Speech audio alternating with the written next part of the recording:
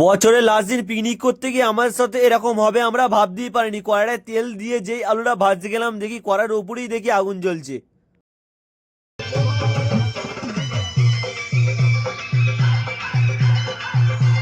যেহেতু 31 আজকে আমাদের আছে পিকনিক, চলো আমি কাজ থেকে চলে এসেছি বস। আমি এসে দেখছি অলরেডি বিরিয়ানি স্টার্ট হয়ে গেছে। আজকে কি হবে বৃষ্টি নিজেও জানি না। চলো যাওয়া যাক আর তোমাদের করে দেখানো যাক। চলো, যেহেতু প্রচুর ঠান্ডা সবকিছু পরে নিতে হবে, বুঝতেই পারছো। ঠান্ডা লেগে গেলে এই বাজে 7টা।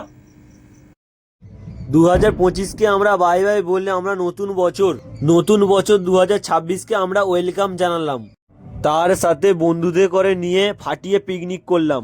চলো তাহলে ঝটপট করে ভিডিওটা স্টার্ট করা যাক। দেখো কিন্তু প্রত্যেক বছর এই দিনটাতে কম বেশি সবাই পিকনিক করে থাকে। পিকনিকটি হবে আমাদের স্কুলের পাশে বাঁশবাগানের ধারে। আমাদের পিকনিকের মেনু হলো ফ্রায়েড রাইস আর চিকেন কষা। চলো চলো রান্না হতে হতে তোমাদের করে দেখিয়ে দিই পিকনিকের কী কী আমাদের সেট আপ রয়েছে। প্রথমে সেট আপ তোমাদের করে দেখিয়ে দিই। আমাদের বক্স, একটা ছোট্ট পাড়া বক্স নিয়ে আসা হয়েছে আমাদের বছরের লাস্ট দিনকে। আর আমাদের বলেছিলাম না ফ্রায়েড রাইস আর চিলি চিকেন হচ্ছে, চলো ফ্রায়েড রাইসটা দেখানো যাক।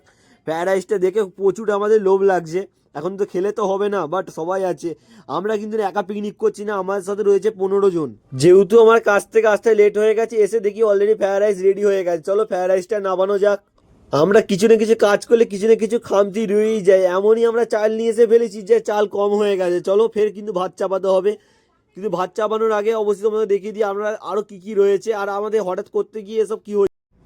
যেহেতু বলেছিলাম চিকেন হবে, চিকেনের যে আলুটা যেই ভাজতে গেলাম দেখি কড়াই তেল দিয়ে আলুটা যেই ভাজতে গেলাম দেখি কড়ার উপরেই দেখি আগুন জ্বলছে। যেহেতু আমরা সবাই এক্সপার্ট, আমরা বললাম কেন আগুন জ্বলে গেছে তা কী হয়েছে, চলো কড়ার ওপরেই তাহলে আগুন দিয়ে তাহলে আলু ভাজা যাক। এই দেখো কত সুন্দর লাগছে কড়াই তেল দিয়ে আগুন লাগাতে।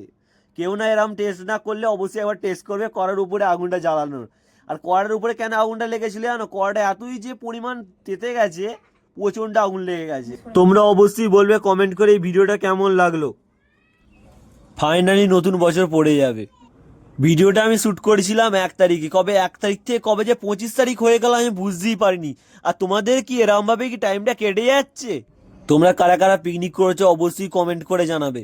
আর বছরের লাস্ট দিন তোমরা কটায় বাড়ি ফিরলে অবশ্যই কমেন্ট করে জানাবে। আমার মধ্যে কেউ যদি দুটোই বাড়ি ফিরে থাকো অবশ্যই কমেন্ট করে জানাবে। চলো ক্যাপসিকামটা দিয়ে নাড়া যাক।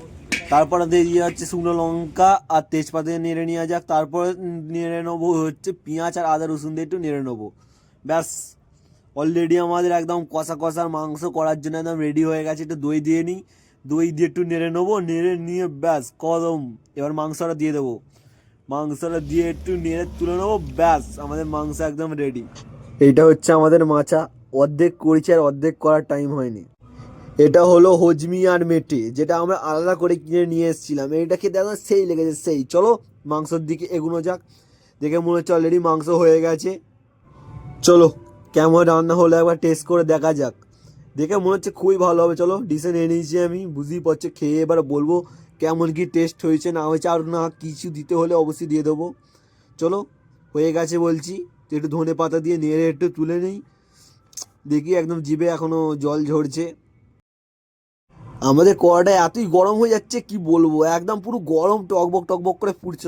তোমাদের করে ভিডিও প্রথমেই বলেছিলাম আমাদের ভাত কম পড়ে গেছে। চলো ভাত রেডি হয়ে গেছে, বুঝতেই পারছো একদম ভাত। তোমাদের করে ভিডিওটা কেটে কেটে দেখাচ্ছি, পুরোপুরি ভিডিওতে দেখানো সম্ভব নয়। এই ভাত চাপালাম, বুঝতেই পারছি এক্ষুনি ভাত রেডি হয়ে গেছে। আমরা এবার কি চলো নেড়ে নেবো, খেয়ে নেওয়া যাক। বুঝতেই পারছি আমি সেট করে এবার খেয়ে নেবো, ব্যাস আমরা এবার ডান্সের দিকে চলে যাবো।